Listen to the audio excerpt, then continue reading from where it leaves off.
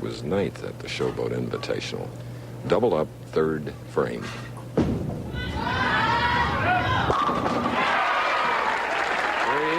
4, 3. Quick look at his footwork. I'll tell you, watch this. You be the judge. I think this is a foul. Watch this. The foot slides. It slides. It slides. That's over the foul line, Chris. And the foul light should go off at that time, but for some reason, I can't see from this angle whether they're turned on or not, but that clearly, he bisected the foul line. It's up to the PBA officials to make that call. It's their alternative. Right now, I think they're making some sort of decision right now. I think so. And also, Todd is waiting for a re-rack on the left-hand lane. Each player is allowed 3 re-racks in the championship match play format. And let's see with that rather long delay whether it affects his concentration. He has 3 in a row, shooting in the 4th frame. This is our first match, live from Venice, Florida, south of Sarasota. Unperturbed, this 23-year-old. Okay, more action of the first game following this. Thompson, his opponent today. There we go back to the foul line. 3rd frame, Chris. Clearly over the foul line. The foul lights were not working. They checked them during a commercial. It's actually a 30-pin difference in the score. They credited him with a strike in the 3rd frame. They now have a live foul judge sitting right behind the foul line. And Mashall continues striking 4 in a row. The foul line judge, a veteran PBA member, Kurt Schmidt, a professional bowler from Fort Wayne, Indiana. It's colder there, Bo, than it is in Venice, Florida. They think it's chilly here at 48. Yeah, but Purdue will warm them up at Michigan tomorrow, Chris. You think so? Yeah, that's on the Wide World tomorrow. I think Purdue's got some problems, though. Michigan is tough at Ann Arbor. They have a lot of talent, a lot of depth on the bench. But it's one of those Big Ten battles for the Big Ten lead. That's on ABC tomorrow. Today, it's Mashall Holman. And Mashall Holman, 5 in a row, and he's... oh, his emotions. Holman thinks this ball is going to drift high, and he can't believe it. That's what makes a championship pair work so well for a particular player's role. Why Holman has bowled so well in this particular bowling center is in the championship round, lanes 31 and 32 here at Raffy Carry-On's Galaxy Lanes. He always has had a good ball reaction. This is where he broke his streak of 15 losses and 1 victory in the championship round just 3 years ago. We've had a total now of 10 strikes on our championship pair. Wow, what a start.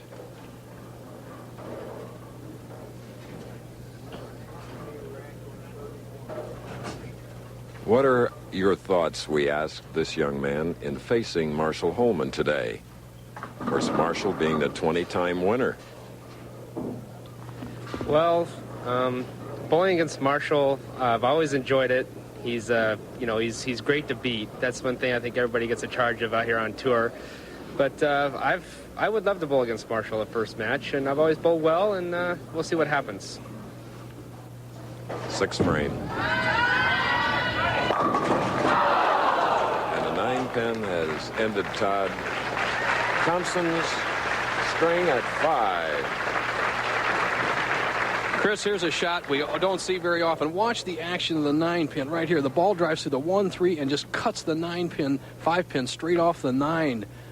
A hit we had never seen before until the urethane bowling balls came in. See, very little deflection. 3-pound, 7 and 8-ounce pins, and yet no effect on the bowling ball. What a bad break for Todd Thompson. In our tournament this week, Bowler's Journal Florida Open 160 started. Hugh Miller finished 6th, Wayne Webb 7th, and Bob Benoit, who had that 300 game at the Quaker State Open, finished 14th. So he's showing some consistency. Well, Benoit looks real good as we have a slight delay here on the left-hand lane. The number 2 pin fell out of the rack. It was toddling a little bit before we went on to the championship round about 15 minutes ago, and it's been a delay for Holman. Right now, Holman coming up in the 6th frame is perfect through 5, has a chance to take an 11-pin lead over Todd Thompson. The man who won from the number 2 seed in 83 and the number 1 seed in 85 right here. And now he has reached the halfway point, halfway to the True Value Hardware 300 perfect game bonus of $100,000. Mashall Holman. Tremendous scoring the 1988 season. I think it's just a tribute to the great players that we have out here. More and more the players are coming out, such as Todd Thompson, and pushing players like Holman to be even greater than they ever have been. And the residue is just a higher scoring environment. Holman just pulling in that thumb hole to get the moisture out. Has 6 in a row.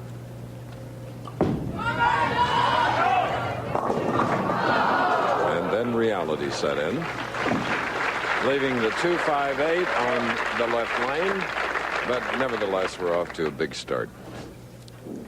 Holman's ball just slides a little bit wide. The left-hand lane, as all 5 players told me, is just a little bit tighter, which means for them about 1 to 2 boards to the right with their feet. Holman sent that ball wide, didn't quite get the break, and has left himself a pretty tough spare here. The 2, 5, and 8, as you said, Chris. Needs this to maintain his lead. Look how carefully he sets himself. Okay, just like that, he says. More of this first game after this. This man makes our field international today. Amleto Monticelli of Venezuela. He won in Las Vegas this year. 2 championships. He will meet the winner of the Thompson-Holman first game, which is nearing its conclusion now, with Holman leading by 8 pins. Thompson to shoot in the 7th frame with a spare working. If you just joined us, he strung 5, then marked with a spare, leaving a 9-pin. And Holman 6 in a row. And Holman has a spare in the 7th. Right now, Todd Thompson.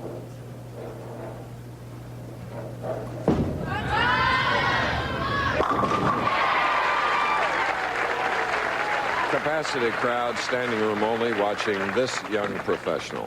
The footwork of Todd Thompson, just a little shuttle step, 4-step delivery. Now let's see how his foot comes to the foul line. Here it is. Slide, slide, slide.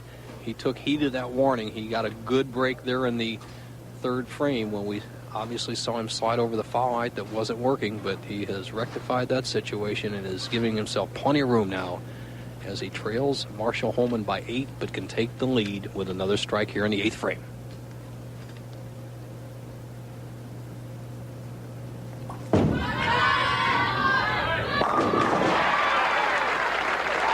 Leading by 2.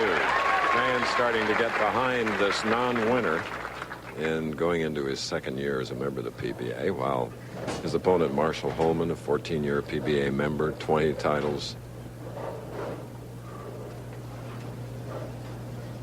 Mashall shooting on the right lane.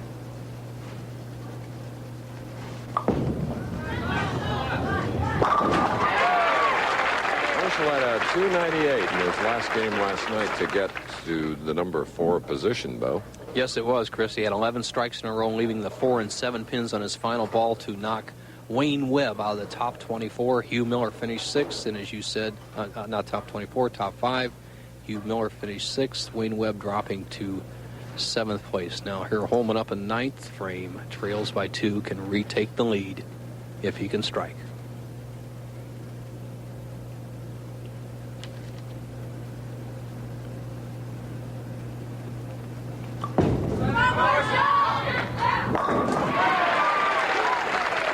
Love that one. Man that wears his emotions and reacts. Mashall Holman grimaced as he slid into the release position, snapped his wrist on that ball, and the 6-pin did the job on the 10. Tremendous power and discipline of Holman. He likes it. Has once again put the pressure on Todd Thompson. What an opening match. 9th frame.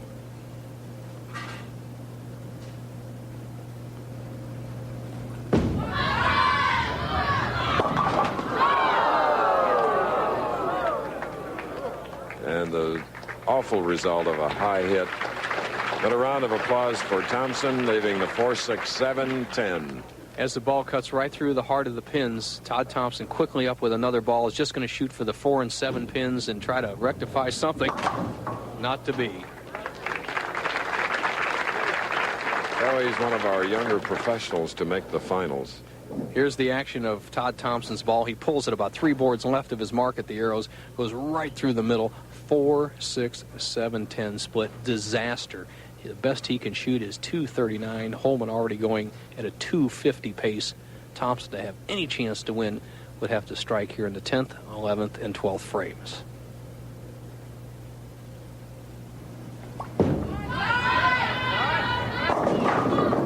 Sliding by and leaving the 2-pin. Well, a great try by Todd Thompson. He lifts that solid 9-pin in the 6th frame. A big change. And of course, the 9th frame being his undoing, you'll have a very creditable 229 game. It's not going to be enough. And we're going to have one of the great matches of the year. Is going to be Holman against Monticelli in our second match, as we see some big scoring. And then looking beyond that match, it will be Joe Firpo, to be followed by the tournament leader, Ron Bell of Akron, Ohio.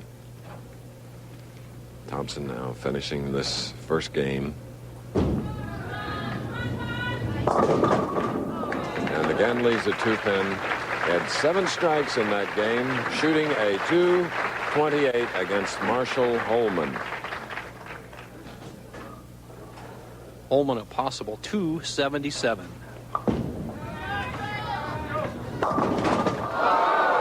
And Mashall left the 4-6-10.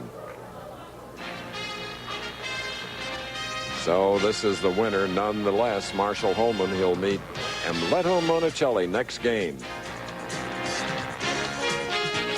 The professional. Our first match has ended. The final score is in. Mashall Holman, the great champion, 242.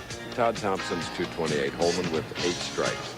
Now he goes against a one-time winner this year, 2 overall, Amleto Monticelli of Venezuela. 2 tremendously conditioned athletes going head-to-head here for another step toward the championship and $23,000. Amleto, 26 years old, 5'8", 150 pounds. Pleasure to watch and to know. An early tour showdown. I think both these players are going to throw their hat in the ring for Player of the Year. Still the early part of the tour, just the 6th championship round, but this could tell a big part in who's going to be top dog this year.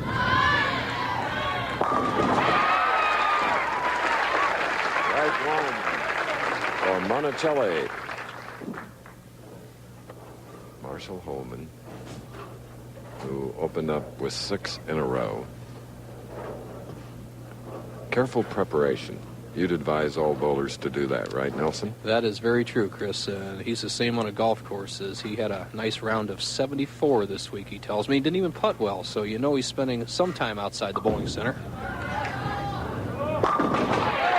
Well, bowlers with great hand-eye coordination do excel in other sports.